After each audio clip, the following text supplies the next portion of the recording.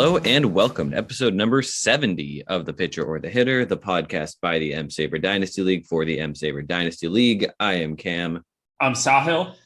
And for the first time in a while, we've used our own names at the opening. That's kind of fun. Yeah, it's kind of weird doing like a normal intro for once. Yeah, there's no Dan and no Straley here this week, and nobody is here to steal my job. I have gotten rid of all of them. So you have successfully fended off your competitors. Yeah, if you're listening to this, Andrew, you're gonna have to try harder. Lexi too. She'll have to try harder. But yeah, it's just an ordinary week, I guess. We've had some big trade, or I guess we had one big trade. Yes. Big-ish trade. It depends on. I'd call it a blockbuster. Yeah, no, I'm very excited. Definitely more wholesome than the 69th episode. Yeah, this is going to be a lot of fun. We weren't on the air last week, so we have had a little bit of a hiatus. So at the end of February, there was one deal that went down. I traded Josh Winder to Benintendi's Chicken Tendies for Jordan Westburg.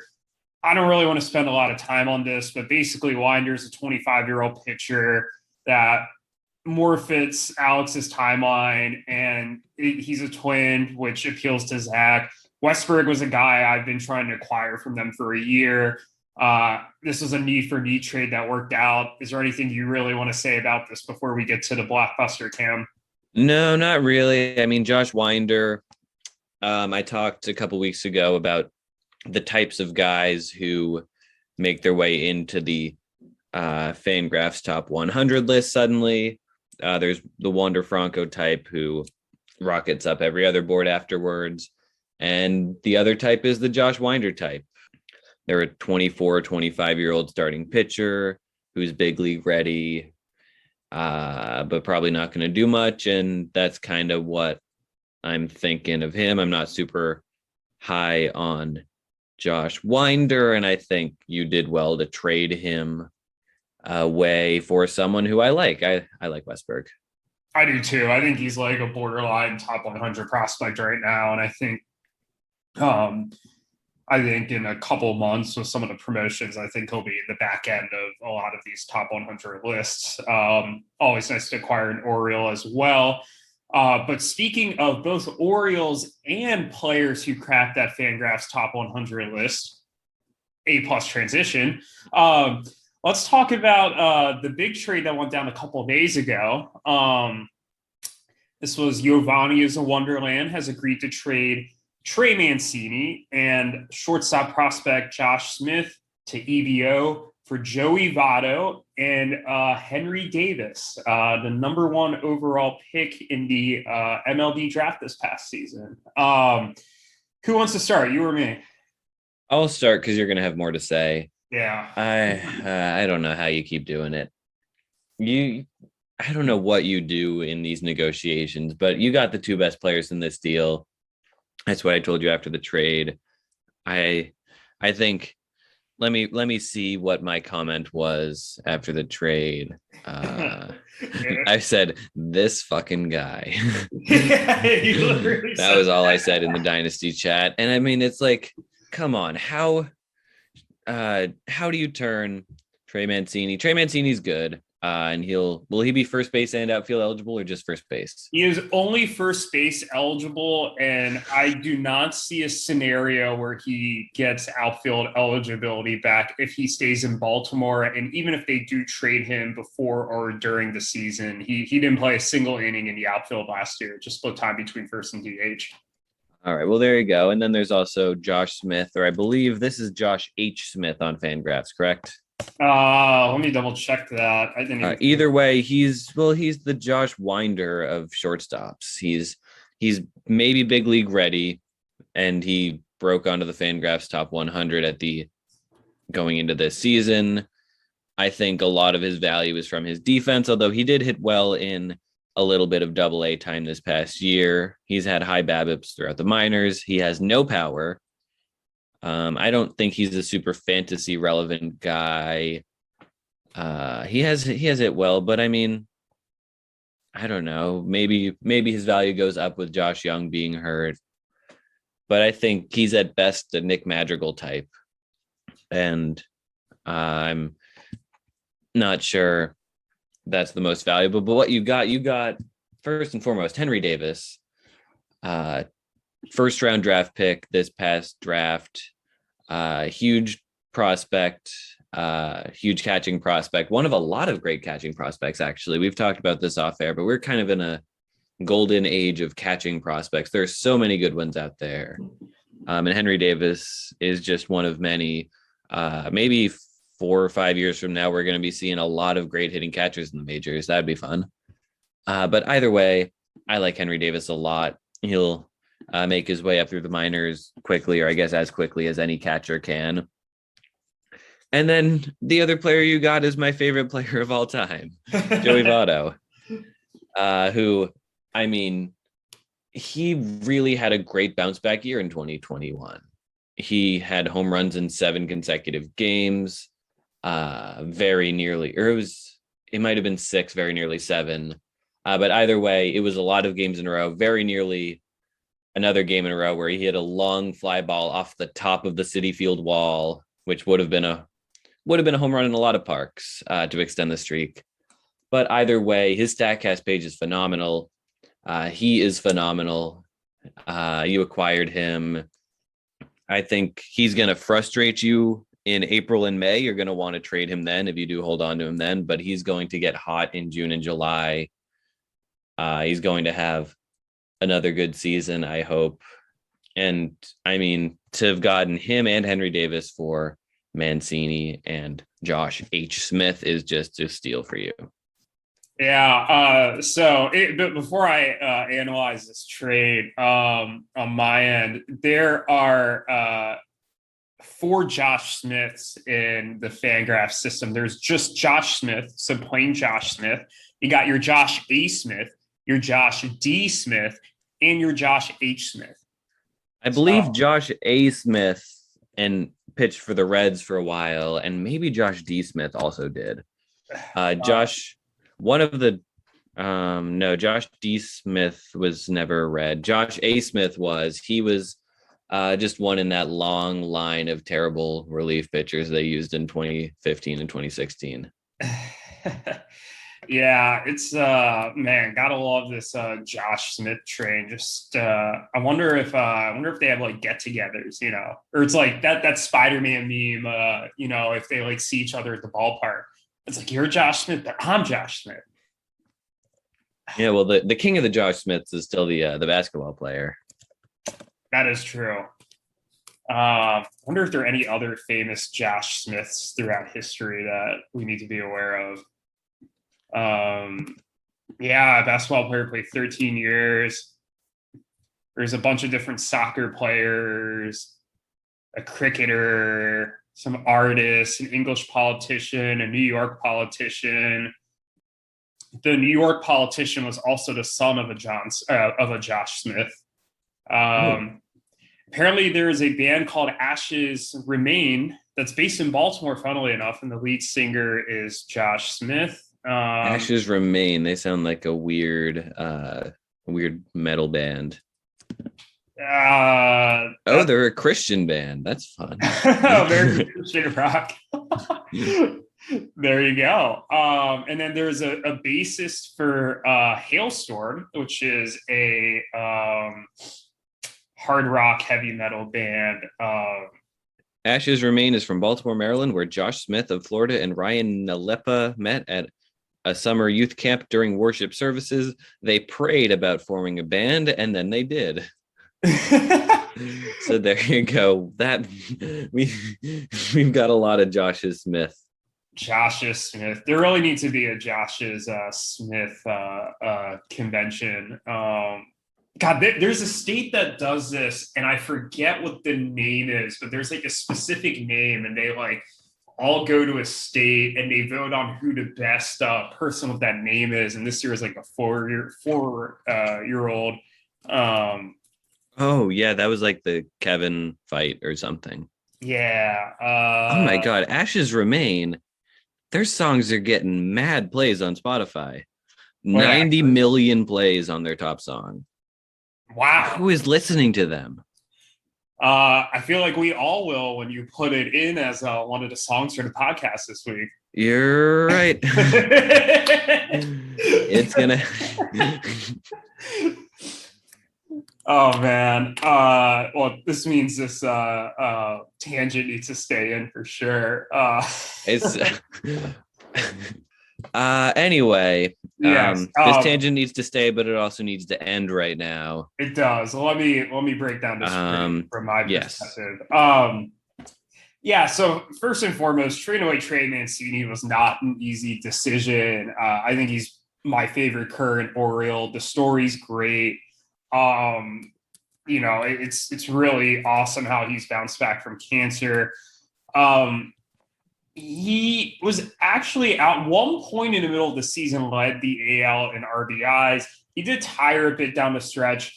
Finished with a 105 WRC plus, 326 OBP, 21 homers, which kind of paled in comparison to his 2019 season. And that's why I kind of resisted trading him when he had the cancer in 2020 at 35 homers, 106 runs, 97 ribbies, and a 364 OBP. I do think he's better than he played this year just because he's going to not be coming off a year where he had chemo to treat cancer, which I just think logically he'll be better. I do think some of the power, though, is inevitably not all the way going to bounce back just because they're moving the fence back in left field and Camden Yards. And while I do think from a fantasy perspective, that's going to affect a player like Ryan Mountcastle more just because he is so his fantasy value is way more tied into his power than Mancini is because Mancini can still get on base at a decent clip. I do think that caps Mancini's upside. And while I am going to miss him, he's my only, Oriole on my major league roster. I like that. I don't think Trey Mancini is necessarily someone who I ever think is like going to just randomly pop off for a 40 home run season with like a 360 OBP and just be like this like really like elite bat for the next 5 years. So I think even if he does bounce back and he kind of performs like he did in 19 or, that's I don't think I'm really going to be missing out. Now, what he did in 19 is like basically like slightly worse than what Joey Votto did last year. I think you just talked a lot about Joey Votto and how he's really bounced back, so I'm not going to. But most of the seasonal rankings I've looked at, or pretty much all of them, have had Votto ahead of Mancini. Josh Smith was pretty irrelevant. I think the fact that they have Semien and Seager there, and they signed them after they acquired Smith in the trade with the Yankees, the Gallo trade last year, pretty much says what they think about Josh Smith. I don't think he has a real path to playing time, or if he does, he's probably just a utility infielder. I was going to cut him, but Zane wanted him. And then Henry Davis. Henry Davis was, I explained this on the draft episode. Henry Davis was a real consideration for me to take at 8 before I traded down and got Colton Cowser instead. And I was really tempted to pull the trigger on Davis. I think he has all-star catcher potential. I think unlike my other catching prospects, Harry Ford and Austin Wells, I think he has a decent chance to stick behind the plate. Although I do think there's still some questions about his defense. I do think he can move up the system pretty quickly. He is an advanced collegiate bat. He is a good batting guy, which is really the type of thing I look for in my bats since we are in an OBP league. So I'm all over him.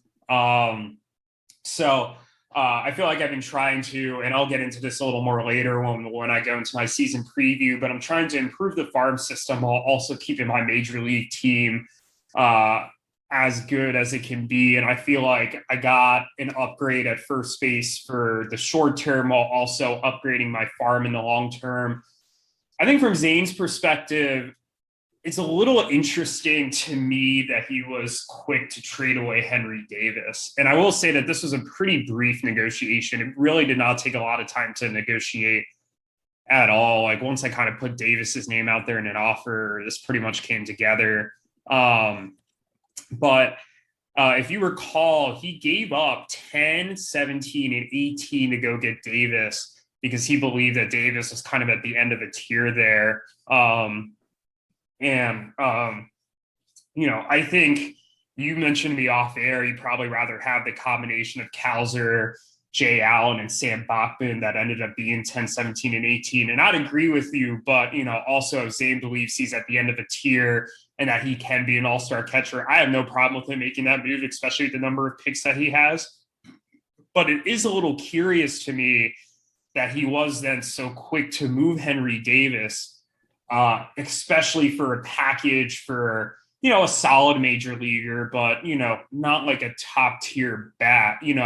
If he was able to go out and get, one of the top, 5 to 6, first baseman with Davis as part of the package, I totally get it. But I think Mancini's probably like in the top 15-ish range. Maybe you could argue even a little lower than that. So I question the decision to trade Davis. I'm fine with him trading Votto. And I do think Mancini's going to bounce back, but not enough for him to kind of, maybe get somebody upside that Davis has. I will say one more thing too. Obviously do like Votto a lot, but if Votto just totally shits the bed and if I have to cut him by June or July, I still have Freeman, Alonso, and if assuming he's healthy, Muncy at first base. And I still would have done this trade, I think, without getting Votto. So, I'm not really going to feel like I was stiffed. Votto just felt like a low cost or a low risk acquisition for me. Yeah, absolutely. And to kind of speak to Votto a little more, because I like talking about him, I think with him being ahead of Mancini in the seasonal league, I think with your team being built the way it is, you can certainly afford to take on an older guy like Votto, because your team is built to win for the next few years. You can afford to kind of have an older guy that you're not committed to long term, because you have other guys that you're committed to long term. It's not going to hamstring your team, anything like that. You're not going to be you have guys coming up, you have guys who are going to be there for a long time, and especially with you having 3 other first basemen, you can kind of plug and play him, and it's kind of, with you having a lot of guys you're committed to long term, I think you're in a unique position where it's okay to kind of take on a guy who can hit as a mercenary for you for a year or two, and then just kind of dump him. Right. Yeah. He's at a deep position. He's probably slotted in as like a bench bat right now, or maybe my second util. And also, I do have a veteran win now roster, but I think the only guys I have above the age of 31 or 32 are him and Brantley. So it's not like a huge list either. Exactly. So. You're win now, but you're young. Exactly. Yeah. So it's a very good combination to have. Hopefully some of these guys I have in my farm will be ready to replace him by the time Votto declines. But I don't know about you. I think Votto has at least 2 good seasons in him left. I feel like even if he doesn't stick with the power as much as he did this year, the batting guy is still there, and I think that'll keep him relevant for a couple more seasons. I sure hope so. And I mean, the swing adjustment he made this year clearly helped him a ton. Yeah, and if there's anybody I would trust in an old age with a swing adjustment, I think it would be Joey Votto. Joey Votto is a baller. I love him. Not as much as you, but no, Joey Votto is great. Man, I cannot wait for the season to come back so we can. Yeah. It'll hopefully come back soon. We did see our first round pick dealt, Henry Davis. Now, Cam and I, when we did our draft recap episode, did talk for a bit about some predictions that we had about the draft. We predicted our highest draft pick dealt. Cam said Henry Davis at 8. I said Jackson Jobe at 6. So if this bet ended right now, Cam would be correct, but we still have until the 2023 draft starts to see how that bet finishes. But I thought of one more that I wanted to ask Cam, and I was also going to weigh in as well. Who do you think the last player will be that was drafted, one of these 37 draft picks that will be on one of these teams' rosters? So like have been on this team's roster from the day of the draft until they leave the roster. Who's going to be the last one to leave the roster? Yeah, so there are a few players I thought of. First and foremost, Marcelo Meyer is an easy answer with him being the number one pick. Colson Montgomery at the end of the second round is an easy pick to make with him being a White Sox drafted by Connor. You can imagine him holding on to him. Another interesting fact is that the number 5 pick is the only pick in the entire draft where that has never been moved, or rather, the player taken number 5 in each of the first 4 first-year player drafts is still on their team all 4 of those drafts, if that makes sense. And this year's number 5 was Brady House. So if that trend continues with no one moving the number 5 pick, that would be Brady House. But that kind of is building up to what I think the real answer is going to be. And I think that's Jordan Lawler. Ooh. And here's why. And most of that, well, first and foremost, he's a great prospect. He's a shortstop. I almost drafted him. But the main reason for that is the team he was drafted by, and that's Greg, Daniel, and Alex. They do not make a lot of trades. They like to kind of keep it to the vest. They have made 8 draft picks in league history. They still own 7 of them. The only player they've moved that they drafted in a draft like this is Nick Lodolo. So I think they're a solid bet to hold on to Lawler indefinitely. Perhaps if this team ever gets a new owner, maybe there's a new owner, or maybe the new owner could get ripped off in an early deal. I know that's kind of a rite of passage for new owners, as Andrew has said. But I think Lawler's the safe bet just due to his upside and his team's reluctance to trade prospects. Interesting, because I think that Lawler, I wouldn't be surprised if when we do this a year from now, Lawler is not on Greg and Daniel's roster just from talking to them. So I think these are all very good, kind of finalists, and I think Lawler is still a very valid answer. I definitely agree with you on Meyer. I'd agree with you on Montgomery just because he is a White Sox. I do think Brady House could eventually get moved, although I do envision him sticking on Alex's roster for a while just because they really are putting emphasis in getting some of these young middle infield prospects. I low-key could see you holding on to Khalil Watson for a bit. It seems like you really like him. I could see Andrew holding on to Jack Leiter for the same reason. I feel like Leiter's been Andrew's guy, like, pretty much since the draft lottery results were announced. Although I do think it's a little harder generally to keep a pitcher that long than a hitter. Leiter might be the exception because I don't think they're going to, yank him around. I think they'll just put him in the rotation, which is going to help. I think Cowser is kind of a sleeper for me just because I'd like to think I'd hold on to Cowser. But he could also just be another Austin Hayes situation, and I might just get impatient and decide to trade him away if he doesn't break out.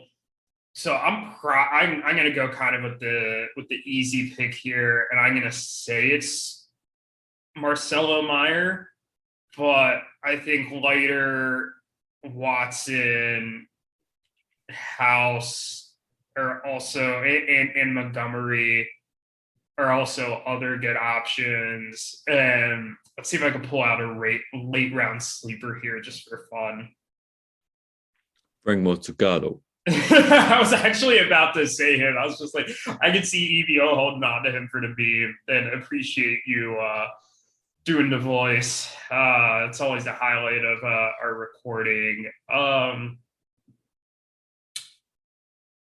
Yeah, actually, I think Frank Mazzucato was going to be my guy. I think of second round picks, I can low key see Andrew holding on to South Relic for a while. I think he might potentially have a real player there, and Andrew really needs outfielders. So that's my non-first round sleeper, but my official answer is going to be Marcelo Meyer.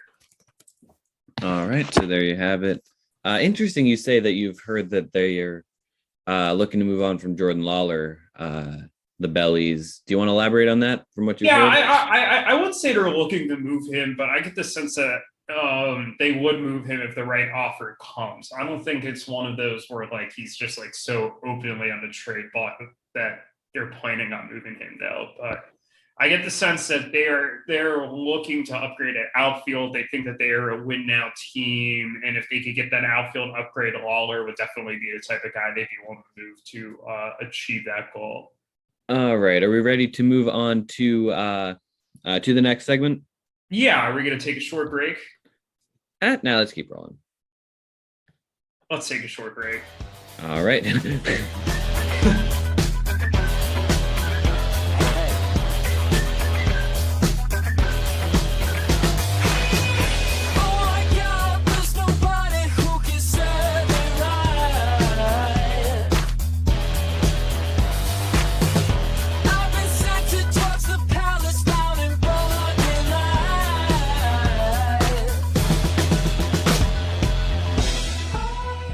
All right, we are back from the break, or should I say, I am back from the break.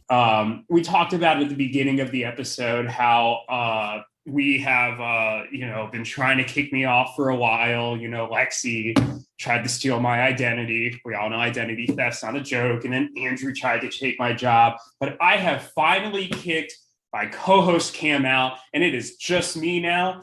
And just for the fun of it, I am bringing in a special guest to talk. And our special guest is, it's Cam. You can't get rid of me that easily. Cam. Yeah, maybe one of these days. I'm counting down.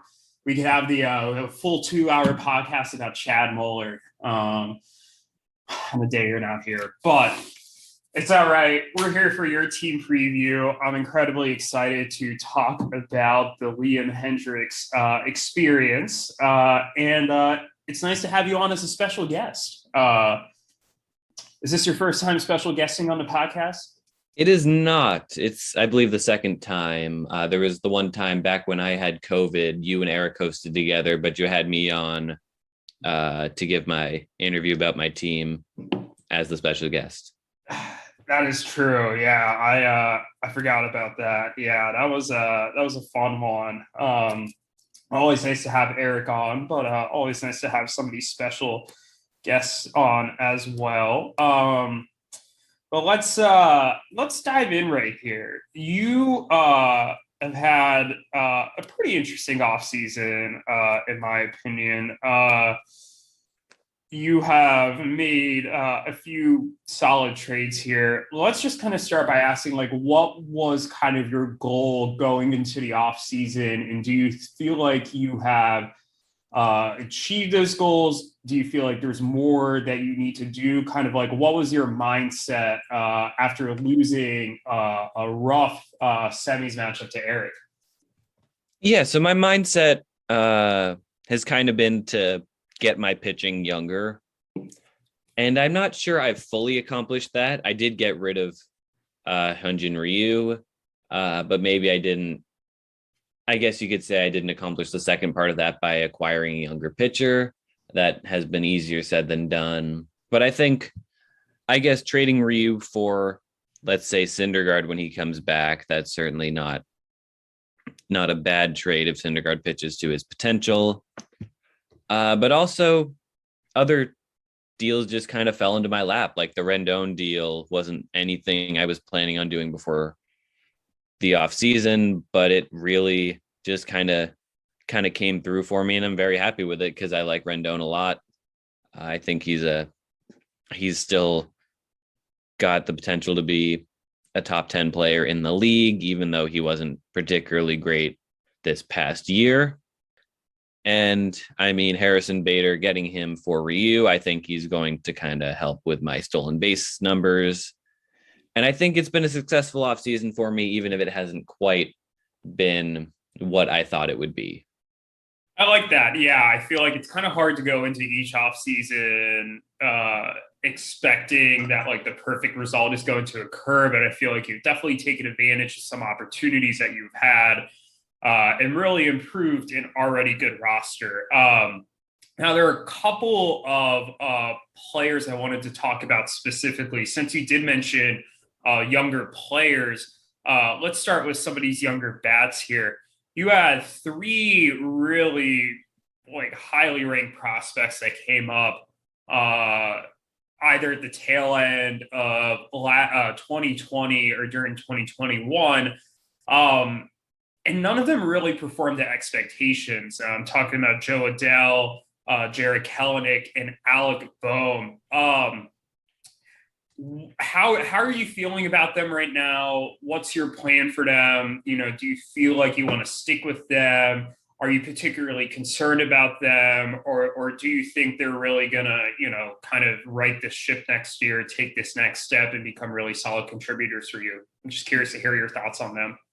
Yeah, so I guess at the risk of giving away too much of my hand, going from least concern to most concern, let's start with Kelenic. I think he certainly struggled to start the season.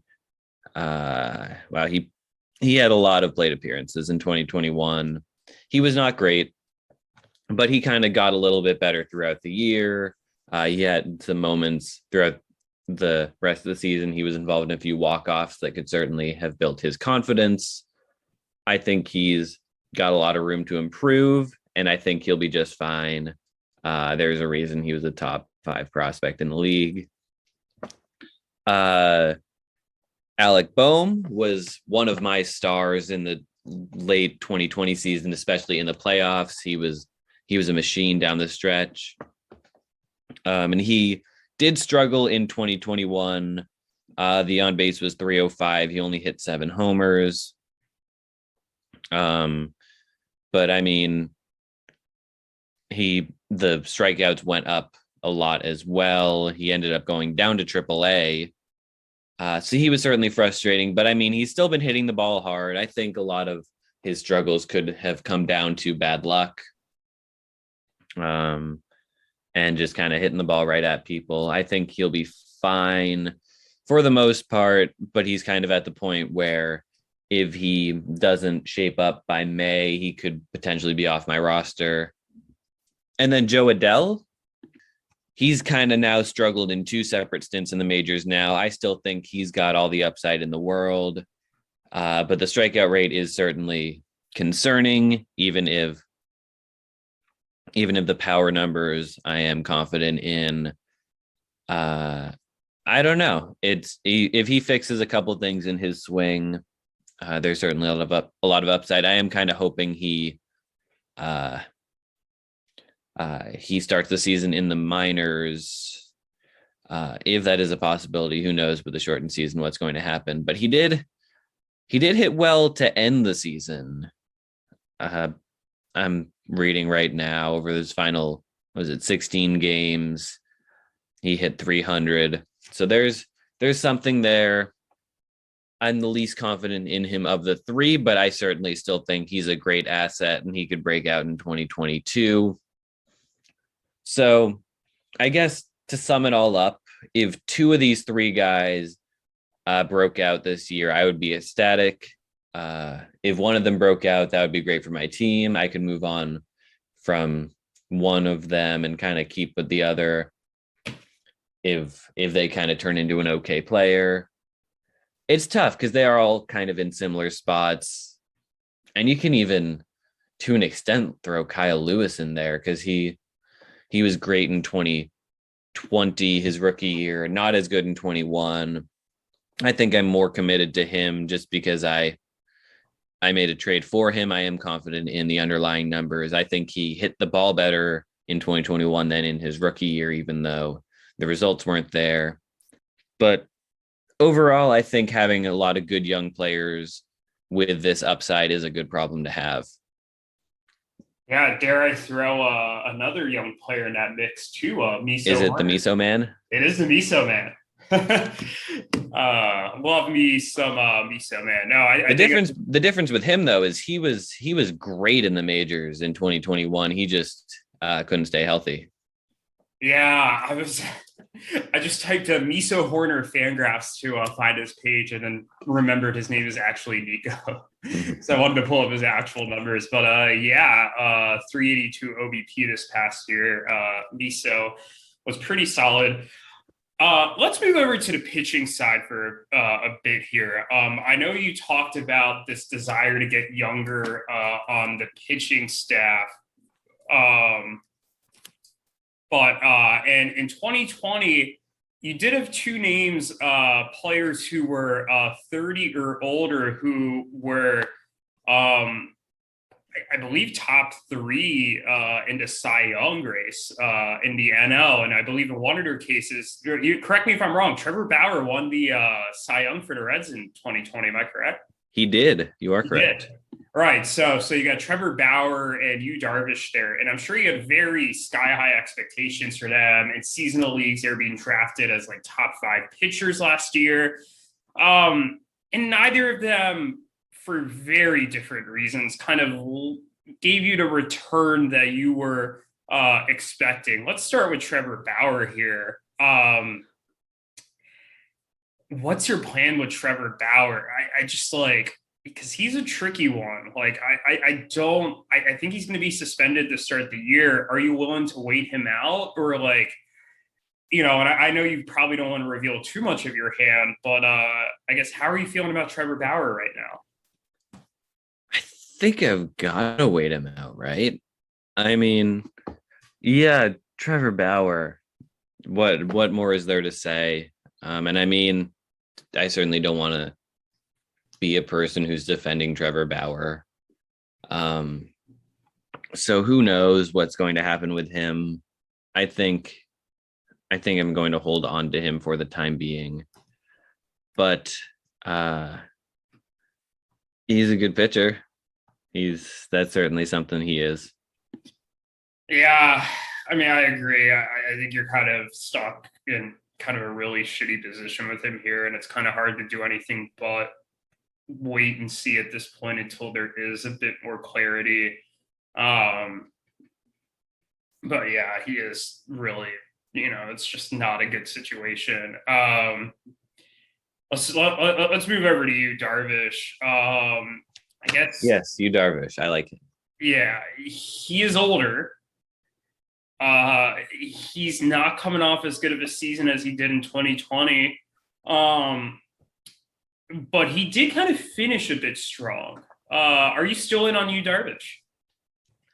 I am still in on Yu Darvish. I think he's maybe not going to be an elite pitcher in 2022 like he was in 2020 and the second half of 2019.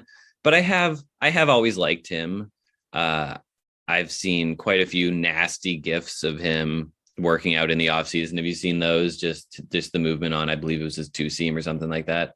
I have, they're pretty nasty. Yeah, so he's certainly great. And the more I look into him, the more I think he might have been a little bit unlucky in 2021, wherein the negative parts of his season may have been due to bad luck, may have been I believe his FIP was a decent amount better than his ERA. I would need to look at that. I have it up here. 422 FIP, 422 ERA with a 390 FIP, 375 xFIP, and a 335 ERA. So all of those are lower than his actual ERA. All right. Well, there you go. I think I think he can certainly be a little bit better. I think the projections have him being better in 2022 than 2021. He was certainly frustrating at times, but I still think he's he's one of the better starting pitchers in the league, and I'm happy to have him on my team.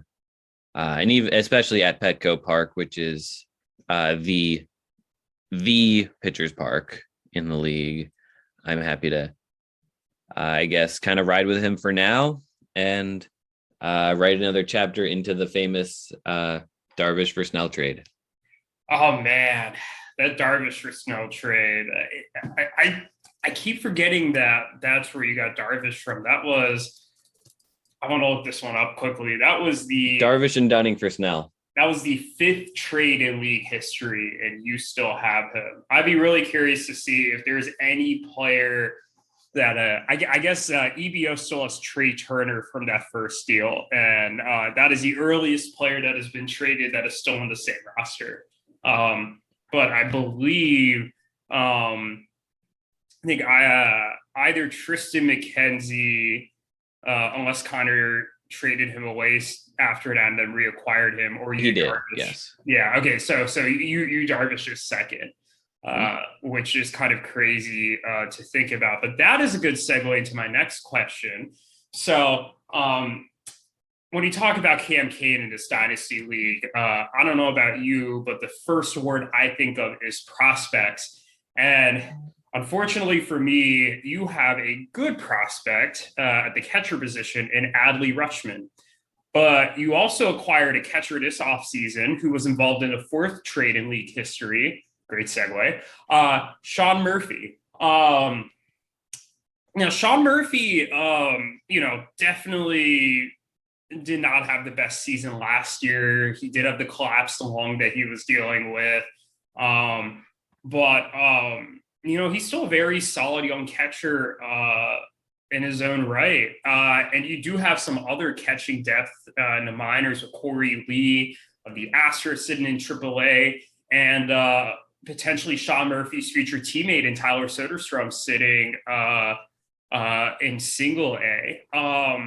What's your plan with Murphy and Rutschman next year? Do you think that Murphy could get a real chance to, stick on your roster, or do you think he's gone once Rutschman's ready? Yeah, so I'll start out by saying I think I made the Murphy move just because the value was there. I think he could still be a top 10 catcher in the league. He was dealing with that collapsed lung, like you said. He was phenomenal in 2020. He was a top 50 prospect, one of the top catching prospects at the time. And I think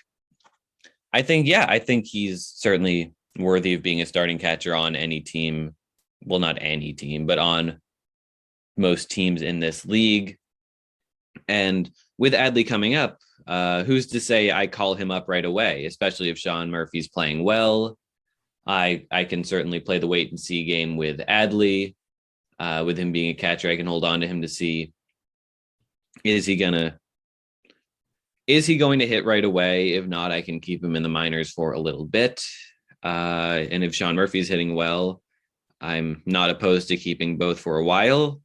I know Adley is, of course, my long-term catcher, but that certainly doesn't mean that Sean Murphy is a guy I'm rushing to trade away.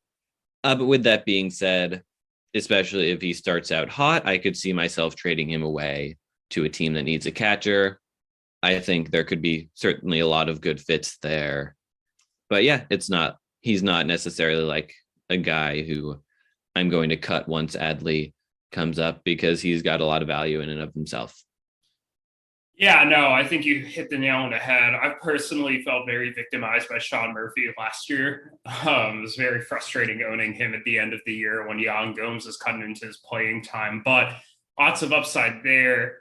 You did get him for a bargain. I basically had to trade him away or cut him. So 3rd round pick with a conditional 3rd is nothing. And yeah, I see no reason why you can't, see if he has anything left.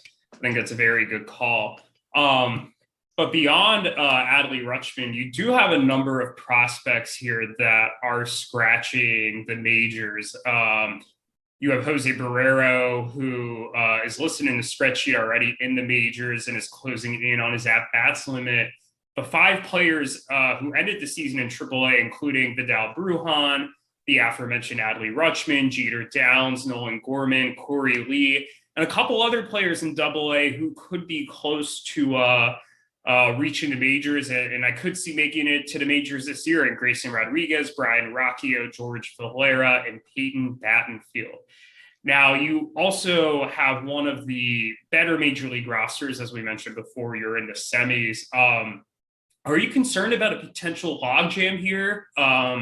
Is this something where you kind of have in the back of your mind where you're like, I need to kind of resolve this, maybe as it comes? Or is this something that you feel like you want to take a little more active approach and try to alleviate either before the season or pretty early on, before a lot of these guys like Bruhan or Rutschman or Gorman, kind of come up and take full-time roles?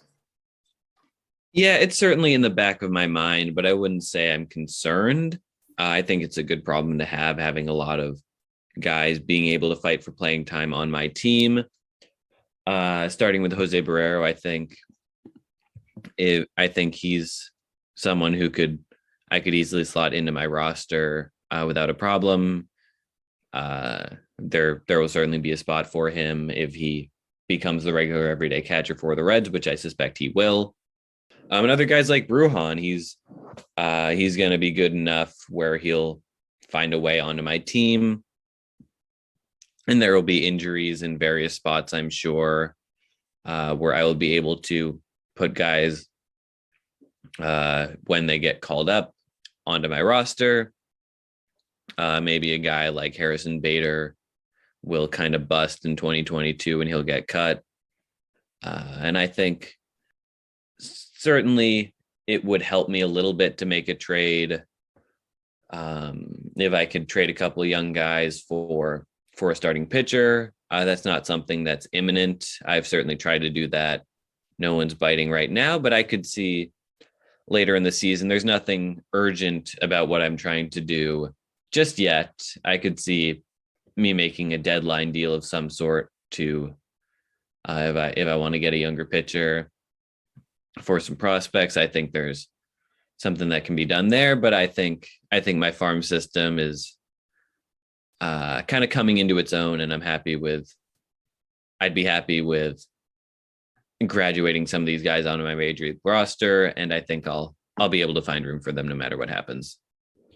No, definitely. Like you said, it's a good problem to have, and I feel like these things usually work itself out. And I feel like you have a really good approach to this situation. I wouldn't even call it a situation; it's a good problem to have. But I don't want to. Let's do this. I want you to name 3 players. I want one hitter, one pitcher, and one prospect who you feel like are flying a little under the radar compared to other players you have kind of in those groupings that you are particularly excited about. So, like, don't name Vlad and Walker Buehler and Adley Rutschman, for example, but, maybe guys who are flying under the radar that other teams aren't thinking of that you really like, have a soft spot in your heart, and you're excited about. Yeah, that's a good question, certainly. I think Anthony Rendon might be that hitter for me. He struggled in 2021. The on base was quite a bit lower than his standard. He was hurt quite a bit, but I think if he comes back from that injury just fine, none of those seem like long-term things. It was just a bunch of small short-term things that kind of added up a little bit. I think if he's back to the hitter he's going to be highly underrated in 2022 and be a huge hitter on my team, especially since I was a little bit struggling at third base for the season with Vlad losing third base eligibility. As for pitchers, I think let's go with Noah Syndergaard. Oh, his ESPN projections are not very kind. He did not pitch very much in 2021, and when he did, it wasn't great. But I think he can be the pitcher that he was, and if not, no harm, no foul. But I think, going to Anaheim, they needed a starting pitcher. I think he's a low risk, high reward type of guy. Okay. And I'm hopeful that he'll come back onto my team and pitch like he did in New York when he was healthy. As for prospects, I think Nolan Gorman's flying under the radar a little bit. There's been all this talk about Jordan Walker. Jordan Walker is the new hip third base prospect in St. Louis, but Nolan Gorman has a ton of power. He's got 70 grade raw power. He hasn't hit a ton of homers in the minors, but he's slugged very well. I think he can. Fangraph says his overall game is based more on brute strength than athleticism. But even still, he's stolen a few bases in the minors. He's not going to get me a 0 there throughout the year. He had a 508 slugging in AA. AAA, he wasn't quite as good, but he still hit the ball well. I can see him doing better to start the year. He's only 21, and he's just going to mash at third base for me, which especially before I acquired Rendon, it was more of a position of weakness than it is now, but he's even played a little bit of second in the minors. So I think he's a top 50 prospect in the league. People have forgotten a little bit about him, but I think he's still someone that I'm very confident in. Yeah, I think Gorman's really solid. I mean, he's obviously not going to play third with Arenado, but I think that definitely plays. I do like the Rendon pick as well, and I wasn't even thinking about Syndergaard. I think he's going to be one of the more interesting guys to follow coming off the injury. So all very good names there. And I'm going to wrap up with the question that we always ask. Is there a player that you are interested in trading for that you have not inquired on, but you think that you might be interested in doing so? Or do you feel like you're pretty set for the season? That's a good question. I mean, there's always that type of player. It's tough because you really don't want to bet on a pitcher coming off of an injury, but I think Mike Soroka, with his value being a little bit lower now that he had the injury, is someone who I could see myself going in on if the price is right, because he was so good in 2020. He didn't pitch at all in 21, but if he's healthy, and correct me if I'm wrong, is he going to be healthy to start 2022? See, I know he had a setback in the middle of the year, but I think that was like arm related and not necessarily Achilles related. But as far as I know, he should be healthy. But you're right, there's definitely some question marks with the health inevitably. Yeah, no, there are question marks with the health, absolutely. But I mean, he's one of the guys I traded away early on in the league, and it got me Bauer, so I don't have a ton of regrets there. But I think you know how it is when you trade away a guy and he does well, you want him back. Yeah. And I think Soroka is just that. And like I said, if he's injured, I think the price could be something that's a little more reasonable. And if I can stash him on an IL slot to start the year, that makes him even more valuable to me. Let's go with him. That's my answer. That's a good pick. And just to give the listeners some context, because I think this is interesting, the full trade was Team Resnick has agreed to send Trevor Bauer and Brian Hayes to aboard Pujols, as you were named back then, for Matt Chapman, Brandon Nimmo, and Mike Soroka. So that's an interesting one. Yeah, I'd be curious to see what the price is on Soroka, and he definitely fit in with this whole theme that you have of younger pitchers. That is fun. I don't have any memory of owning Brandon Nimmo. I completely forgot you and Matt Chapman too, but definitely Brandon Nimmo. Nimmo's been involved in some pretty interesting trades, actually. He's been involved in 5 trades. Can you believe that? Man, I cannot believe that. Yeah, some notable players involved in those trades too. But um, this is a fun one. The way you got Brandon Nimmo was trade 28. You traded Ross Stripling, Dane Dunning, and your first round pick to Eric for Joey Lucchesi, Brandon Nimmo, and Connor's first round pick. That is fun. So we moved up a little bit in the draft. Let's see. Dane Dunning, Stripling is Stripling. We got him back a little bit. Dane Dunning, we had gotten him in the Darvish trade. Joey Lucchesi was someone I was high on at the time, and Brandon Nimmo I was high on at the time as well. We ended up back with our own first, and Connor ended up back with his first. So I don't know what happened there. I want to say that was him trying to ensure that he got Nick Madrigal. I think so, but yeah, that was kind of fun. There was kind of a rush for the number 1 pick in the draft, which we all assumed was going to be Mize. And I had thought that I had secured that pick.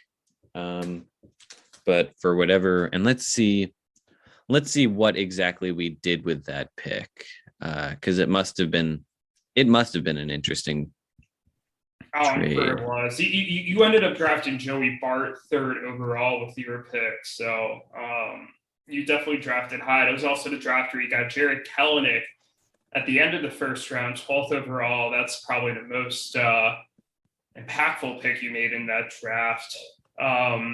You also took Bryce Terang in the 3rd round, who has been on and off your roster. Oh, and you took Yusei Kikuchi, 13th overall, 1 pick before Kyler Murray, and 2 picks before Jonathan Indio and Connor. Man, a lot of great picks. I have ended up with, I think we talked about this off air, but I think there's a case to be made that I currently own the 5 best players from the 2019 draft. And I don't think it's fully accurate, but I think there's a case that the 5 best players in that draft are McClanahan, India, Gorman, Kelnick, and Bohm. And you wouldn't be terribly far. And you can even make a case that Horner is a top 12 in that draft. And I don't think you'd be right, because you'd be forgetting, I guess you'd have to throw Logan Gilbert in there. But I really don't think you'd be that far off. And Marco Luciano too. Alec Thomas as well. Alec Thomas. Orelvis Martinez, I don't know if quite cracks that group, but I think he belongs in the discussion, as would Diego Cartaya. But again, a lot of these guys still need to make it to the majors to, be able to really have a full discussion here. I still think we're a couple of years away from really being able to give final grades on this draft. But yeah, I mean, you McClanahan, Kelenic, I mean, all these guys that you own there's a lot of upside here. You did very nicely with the guys that you have in your roster from the 2019 draft. Yeah, before we kind of switch roles here, is there anything else you'd like to say about your team? No, I think I've said it all. We haven't mentioned Sean Manaea, but he's a guy I traded for last year at the deadline in hopes that he would boost my rotation. He was frustrating. I've never been this frustrated by a player before. When I would bench him, he would be great. When I would start him, he would be terrible. So hopefully and he had a good last 2 starts after I was eliminated. But I think there's a lot low key riding on Sean Manaea for my rotation this year. So I'm really hopeful that he bounces back from his second half last year.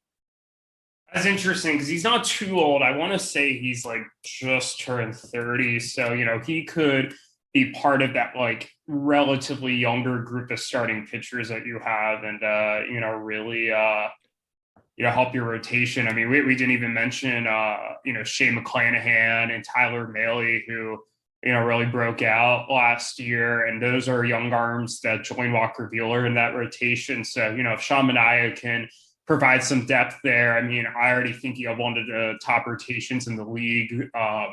Like maybe top third of the league, but I think that could really help you take another step up in those rankings. And speaking of players we haven't mentioned, we've done a full season preview of my team. We have not mentioned Juan Soto. We have not mentioned Walker Buehler. We have not mentioned Zach Wheeler. Yeah, I was trying to avoid talking about like the established studs and guys that like we all knew are just like, hey, like they're gonna be great. But yeah, I mean, look, you have Vlad, you have Soto, Aaron Judge, Buehler, Wheeler. This core of this team is very good. And all those guys I listed besides Wheeler are like 30 or younger. So you have just an awesome core, an awesome team. I wouldn't be surprised if you won a championship this year, although you seem to have a curse and you can't get over the semis hump. It's not a curse if it's only happened twice. Fair. You still need to get over to semis hump though. If it happens again this year, I think then we can call it a curse. 3 years. Maybe the first year I was an underdog, and the second year was kind of 50-50. All right. How many years then? 4, 5? Or I mean, the first of the two semis losses. That is the of the two semis losses. That is okay. Fair. If you reach, I'm still going to call it a curse after 3 years. But if you want to acknowledge it after 4 straight years of semis losses, that's all right with me too. Because that's where I'm hoping you're headed. I don't think I'm cursed, but I would love to be in a finals. I am very sure you would. I think there's a lot of teams in this league who have never reached a finals who wish, just like you, they could reach a finals. I think interestingly, only 4 teams in the league have ever made the finals. Connor just made the 4th this year. So, yeah, who would have guessed that Connor would be the 4th team to make the finals? Yeah, I thought for sure it would be you or to a lesser extent Ruthvik, but not Connor. You really came out of nowhere last year. But good for Connor. I think that's what makes the league great is when some of these teams finally break out and you can really see the excitement by some of these owners. Are you ready to switch roles here? Yeah, let's take a quick break first. And then after we do that, I am going to take over hosting duties and I'll come back with a special guest. I'm not going to say who it is, but they're going to be giving their season preview. Yeah. Cannot wait to see who that special guest is. Yes. And Sahil, you have to leave, right? I guess I do. Yeah, you do. But yeah, it'll be me and my special guest. Stay tuned. Yeah.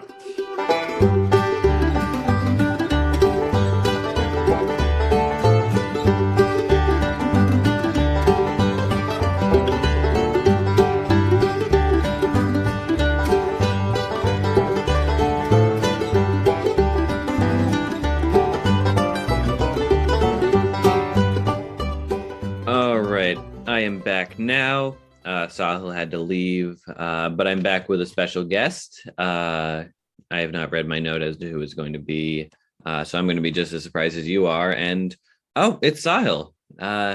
Welcome onto the show. How are you doing today? I am doing good. It's nice to be here as a special guest. I think the last time I was a special guest was similar to you, an episode where someone else was the co-host, but I came on for a special segment, and that segment was to talk about the Tatis for Story deal last November. So I'm excited to be on as a special guest. This podcast is fun, so fun to be on. Yeah, this podcast is good, is Very what they good. say. Yes. Good, fun. Yeah, no, it's a very important distinction. Yeah, no, It certainly is. And let's start out by talking about how your season ended. You ended with a loss to Connor in the semis. You failed to make the finals for the first time since our inaugural season. And you didn't make a ton of changes to your offseason. You're normally known for overhauling everything at any cost. You certainly did make some moves. Your recent Joey Votto trade, for example. You changed your team name. That's as big of a move as anyone could make. And you also made a lot of prospect moves. We'll talk about those later. But I guess this is a roundabout way of getting to my question, which is, do you consider yourself the favorite going into 2022? Yeah, coming out with the big questions from the beginning. I mean, I do. I think, we've talked about this, throughout the power rankings and different rankings we did last year. I was the consensus number one team. I know that the end of the season results did not reflect that, but at the end of the day, I only lost 3 games in the regular season and I tied 1. I know I started 13-0 and then kind of had to stretch 3-1 to end the regular season. I think that was me kind of regressing a bit back to the norm based off the way that I played. I think overall my record properly reflected my team's performance, but I don't think I was necessarily as good as the 13-0 that I started the season, but I wasn't as bad as the 3-1 to end the season. And then, with respect to my semis loss to Connor, it's just anything can happen in a given week. We put a lot of emphasis on the playoffs, but, the semis matchup, just like any of the regular season matchups, was a week long, and anything can happen with them. I think I'd like to think if we did those playoffs again, if you ran it through a simulation, more often than not, I'd come out as the champion or at least beating Connor in the semis. But while it ended with disappointment, I was very pleased with a lot of the things that my team did this past season. And I think that's reflected in the moves that I made this offseason, or maybe the lack thereof, you would say. Yeah, no, makes sense. And most of the moves you did make this offseason were to build up a farm. You were kind of known for not wanting to build up a farm, being anti-prospects, kind of in contrast to my pro-prospect stance throughout the history of this league. But that changed a lot. It changed a little bit going into the 2021 draft when you acquired a lot of picks, but it really especially made a big turn this offseason. You were ranked, I believe, 8th in our farm system rankings, and the Henry Davis trade maybe put you up into the top 6. But again, another roundabout way to get to my question, which is what kind of got you on the prospect train? Did I wear you down? Was it something that had to do with the way your season ended, or did you just kind of have a change of heart? Well, that's a great question. I will say before I dive in, I'm pretty sure at one point I named my minor league team prospects are useless just to make a point. And I've now done a bit of a 180 here. What I will say is, I did look at your team and I looked at Eric's team. And, I feel like you two are the teams, kind of along with me that, are the top tier in the league. Last offseason, what I felt like I noticed was that you all, along with EBO, kind of held some of those like consensus top 5 dynasty players, the Juan Sotos, the Vlads, the Jose Ramirez's, the Tatises. And I was like, if I want to compete with the big boys, I kind of want to, have some of that really high end elite talent. So what did I do? I went on and got Tatis. Now I'm looking at teams like you and Eric, and I'm like, you all are able to compete, and in Eric's case, win championships while having a really good farm. And I was like, you know what? If I want to build a sustainable winner over the long term, if I want to compete with someone like you who has a lot of very good young players, who are coming up and they're, going to form the core of your of a next championship winning team, I thought there's no reason I can't invest a little bit into the farm system. Now, what I will say is I don't think I'm ever going to be like you in the sense that like I don't think I'm going to ever have this top farm system unless I bottom out completely. And I think part of that is because I'm not going to be picking early in rounds. You have been blessed with, let's see, you had a third overall pick this year because of a trade. You picked third in 2019. You picked second in 2020. So that's certainly helped. I've been able to get guys like Adley Rutschman, for example, and Khalil Watson this year.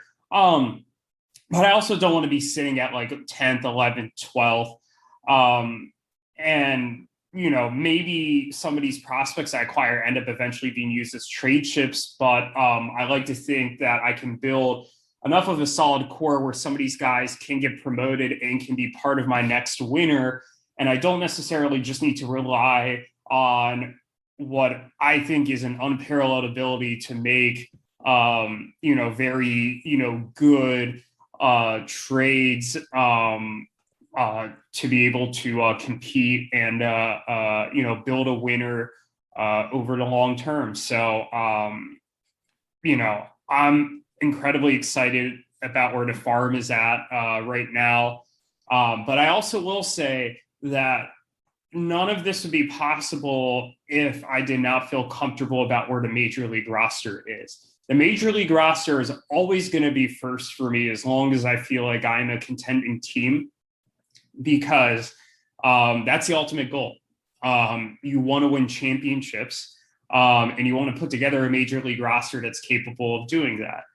So you will see me make moves like the Julio Urias deal that I made earlier this offseason, where I had accumulated, the 6th overall pick, the 9th overall pick, and a solid young pitcher in Luis Patino, and I traded them away because I thought I was able to get a solid, young major leaguer. But at the same time, I am going to make trades like the Henry Davis deal we talked about earlier, where, I am going to trade away a player I really like in Trey Mancini, but I'm also going to go out and get some of these prospects that I'm really targeting and I really like to build up the farm system. So I don't think there's a reason I can't do both, have a successful major league team and also build up some minor league depth that I really like. And I'm really excited about the direction of both the major league and the minor league teams. Man, you have no idea how good it feels to hear you say that you want to make moves to keep up with someone like me. Yeah. Glad that you're welcome. Glad that I have influenced you in some way. And it really has paid off. And you still do have a lot of prospects. But I've noticed you still don't have future draft picks yet. None in 23, 24, 25, 26. I know in 2022, you kind of acquired a lot at the last minute. Do you plan on acquiring draft picks for the upcoming drafts? Or do you think you're just going to wait it out and stick with your guys and trade for prospects instead of picks? Yeah, I think there's a couple things at play here. I think I first really did this in a major way when I did the Tatis Story deal, but it's trading away future picks to get picks now. I feel like I put a little bit of the discount at the future value to get the present value, and I was able to do that very successfully. I think I was even surprised with myself that I was able to make 2 first-round picks in this past draft. And then acquired Henry Davis just literally by trading away like picks that I didn't have. And I think first and foremost, I'd like to sooner rather than later kind of get those future picks off the books, just because it muddies things up. It makes it harder for me to go out and acquire 2nd and 3rd round picks, knowing that like I can't just have them immediately. They have to go to somebody else. So in the short term, I'd definitely like to get that off the books. In the long term, I'm going to trade for picks when I feel like the opportunities arise and when I feel like it is strategic to do so. I will say one of the other options for a Trey Mancini deal involved me getting a very high draft pick in the 2023 draft. And I ultimately turned it down for various reasons. But, you know, I would have loved to acquire the pick. And that's definitely something that I feel like I can do. At the same time, not just for the draft we just had, but for the draft the year before that, I acquired a ton of picks right before the draft. And I also don't think that that's a bad strategy. So we'll kind of see what happens. We'll see what opportunities arise. I'm just not sure what it's going to be, but put it this way, I don't intend to have a ton of drafts. Hopefully, like somebody early drafts where my first pick would be in the middle of the third round. I'd like to, if possible, be making earlier draft picks and taking advantage of some of the value that you get from accumulating picks. And I will say too, it has worked for me. I made 7 picks last year, which was the most of anybody. And I believe I have, let's see, 1, 2, 3, 4, 5, 6, 7. I have 8 players that were drafted in last year's draft, and I now have 6 from this year's draft. So that's 14 of the 72 or 73 picks are currently in my minor league roster. So, you know, I've really put an emphasis on rebuilding through the draft here. Not only that, 6 of those picks are first round picks. So it's not just random third round picks I'm acquiring. I have 6 of the last 24 first round picks sitting on my roster. So the draft is definitely important. There's just different ways to get those picks. Absolutely. Moving on to your major league team. Yes. We all know you've got that great major league roster, but you're also kind of your bench may not be in as great of a shape as it was previously. And there are certain guys you're trying to get rid of. One name jumps to mind, Austin Meadows. You've been in a lot of trade talks with him.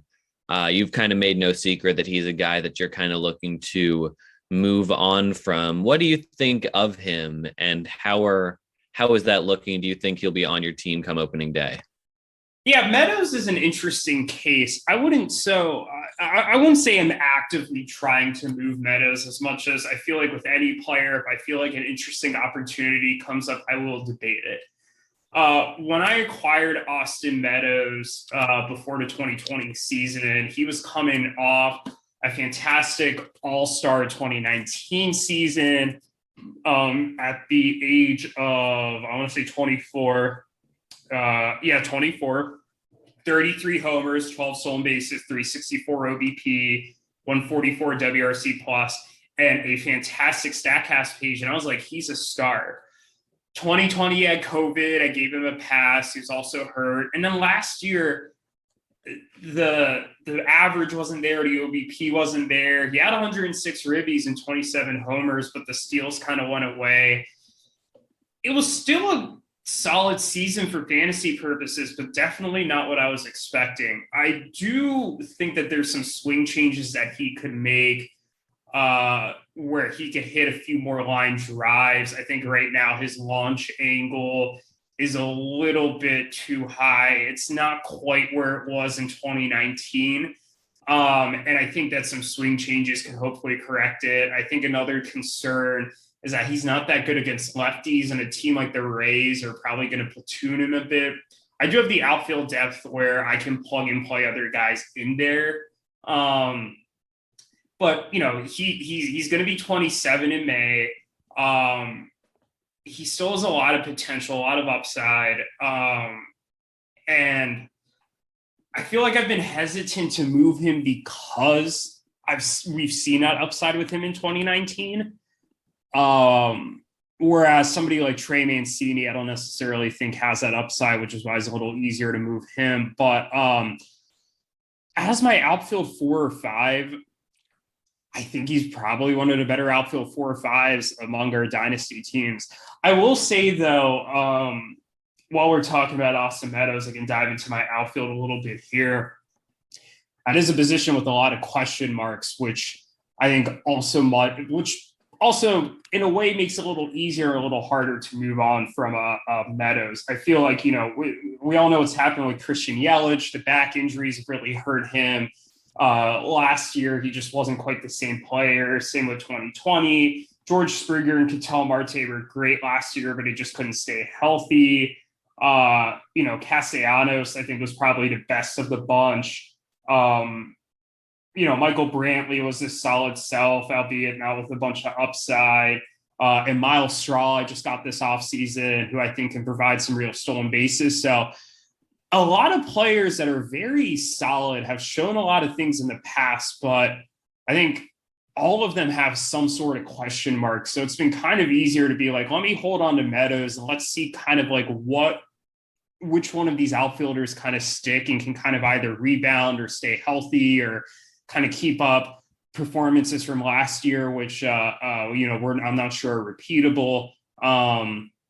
So it's definitely an interesting group of outfielders I have. And I thought it was going to be a lot better group than it was last year. I'm hoping that the talent that I saw in these guys in 2021 ends up showing itself in 2022.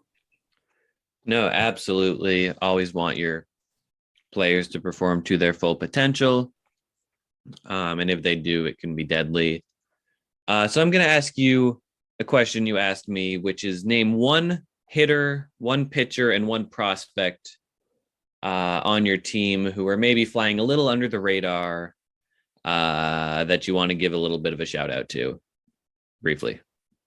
Great questions. Are you calling it a great question because it was your question?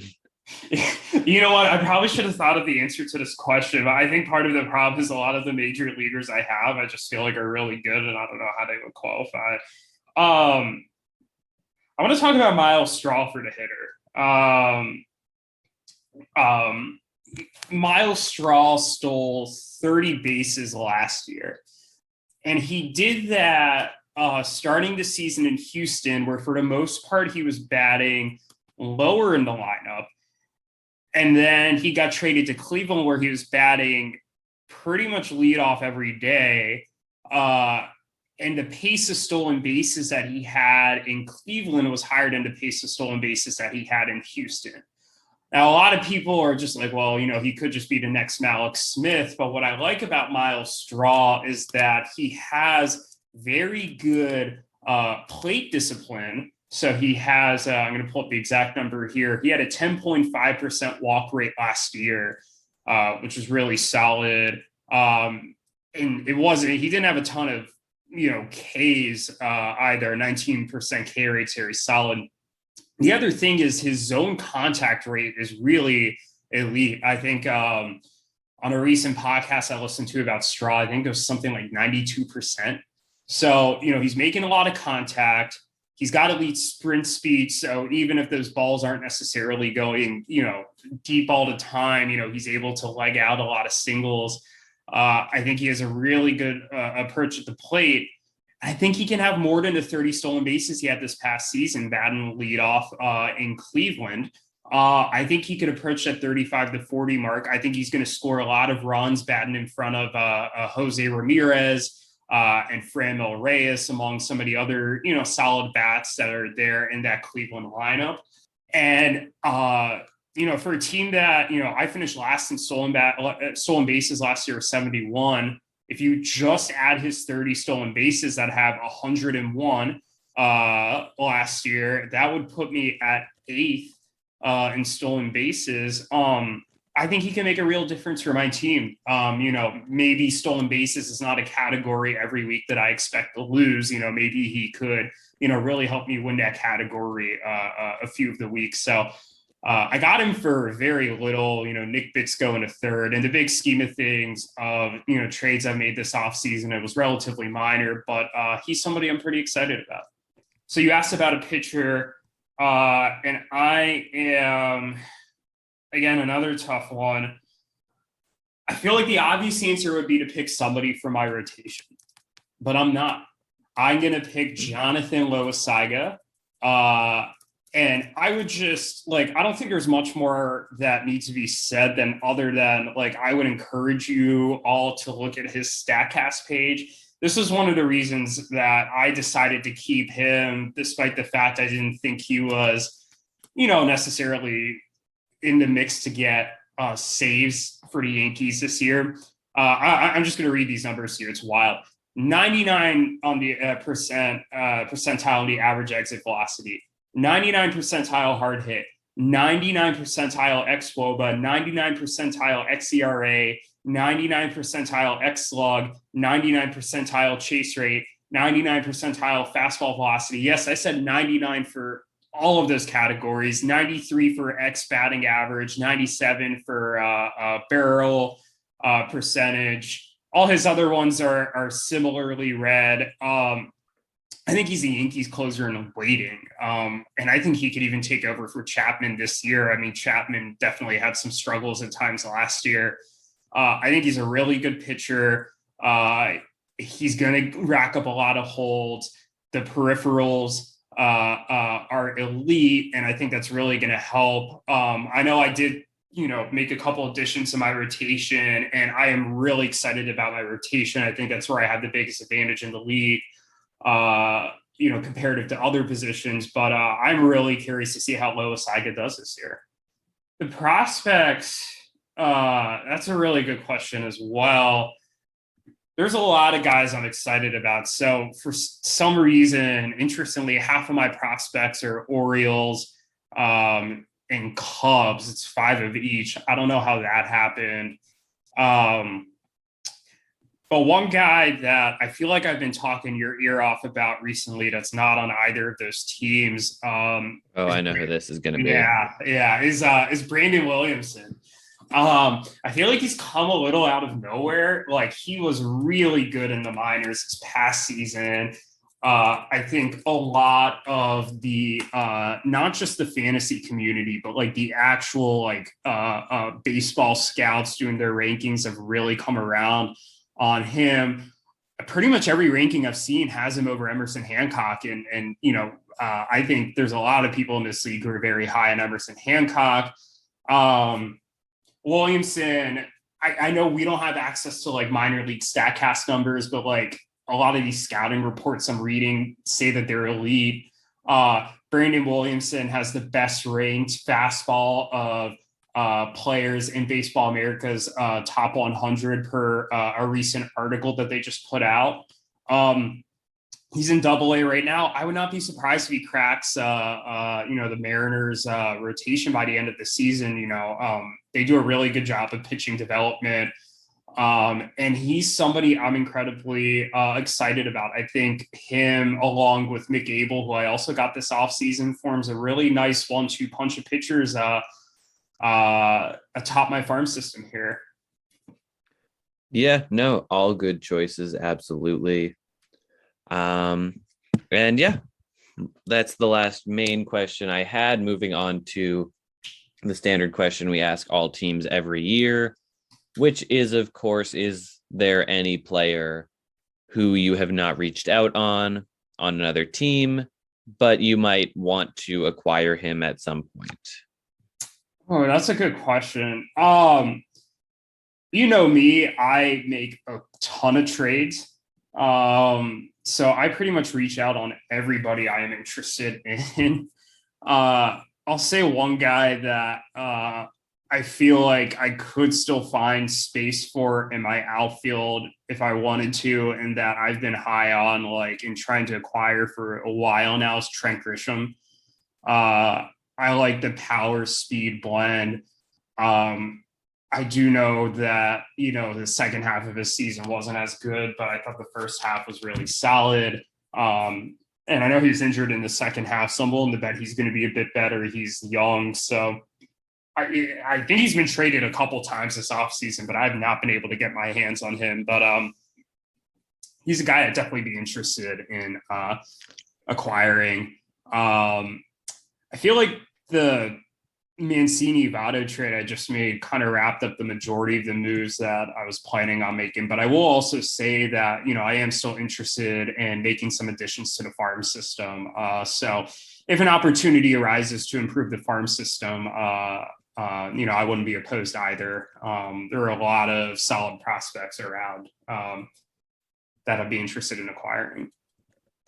There are. Yeah. But yeah, that was all the questions I had. Do you want to mention anything else? I know you mentioned a lot already, but anything else on your team you want to mention before we head out? Yeah, there's just a couple points I wanted to make. So, we talked a lot about my farm system when we did the farm system ranking. So I don't really want to dive into any of those players. And we've talked about the trades that I've made this offseason to improve the major league roster. But I thought it'd be interesting to kind of look at, where I've added and where I've subtracted overall on the major league roster. It's definitely not like this past offseason or the offseason before that, where I think you're right. Like, I really did some major retooling. I felt like I had established some of the core pieces, and I had some pieces that I was willing to move. And I looked into a couple of trades that really helped me build up a solid roster. I feel like now I'm kind of in a process where I kind of want to retool, but also really build up the farm system, as opposed to last offseason where the goal was to add some flexibility to the roster after I kind of, had to start guys like Joey Wensleydale in the finals and even Rio Ruiz at one point. On the offense, I subtracted Sean Murphy, Dansby Swanson, and Trey Mancini, and I added Wilson Contreras, Miles Straw, and Joey Votto. So for the most part, the main core of the offense is staying the same. I am relying on, some bounce backs and also some players who performed really strongly, who I expect to keep it up. I think Wilson Contreras is not the most sexy catcher, but I think he's a top 5 catcher in fantasy. I think he's going to stabilize this position, which I seem to have a hard time settling on a guy who is actually going to get good production. I just mentioned Miles Straw and how I think the speed element that he's going to bring to the team is really solid. I think while he doesn't have as much power as Dansby Swanson, I think he makes up for it in the speed.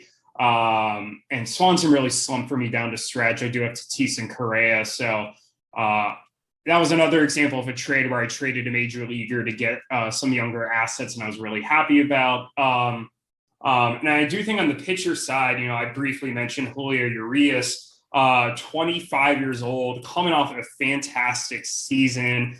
I know he's been a highly, a heralded prospect for a while, but it's just never really had an opportunity to spend a full season in the rotation. I genuinely think he's like a top 10 dynasty starting pitcher. He's going to be 25 next year. He had a 2.96 ERA, 3.13 FIP, 185 2/3 innings, 32 starts. So almost 6 innings a start, if I can do math correctly. 945 K per nine, 184 walk per nine, 0.19 homer per nine, and he really, I feel like, limits that hard contact. So that rotation with Cole and Nola, Woodruff, Flaherty, Fried, and Urias as a top 6. I mean, boy, like that's like, I don't think anybody matches that, or anybody even comes close. Maybe that's a hot take, maybe that's not, but boy, am I excited to watch that group once the season starts. But I also really liked this Marcus Stroman addition that I made. He has just been very consistently solid. He's not posting flashy strikeout rates, but he's consistently posted low ERAs, 3.09 ERA, 3.22 ERA, and then a 3.02 ERA in his last 3 full seasons. I'm very excited for him to kind of join this group of Hendricks, Gray, and Urquidy in the back of my rotation. Urquidy's also a guy I'm excited for. I think, if he can pitch a full season, I think he's going to open some eyes. I subtracted Adam Wainwright, who was fantastic for me down the stretch last year. I think one of the best pickups I've made in season, but he's going to be 40. I think he only has a season left. There's no guarantee he pitches as well as he does last year. And I thought I got some good value for him. And Zach Eflin, who's hurt, I'm really intrigued by his control, but he's not going to be healthy to start the season. So I definitely feel like I upgraded the rotation there, made some tweaks to the offense.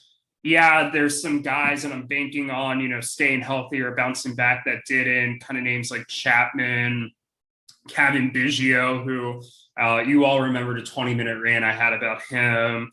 Relying on Jack Flaherty to stay healthy, Aaron Nola to not have a fluky season. So I definitely think there are some question marks with this team. I'm not going to pretend and sit here and say that this is the perfect roster of players who are all coming off elite seasons last year.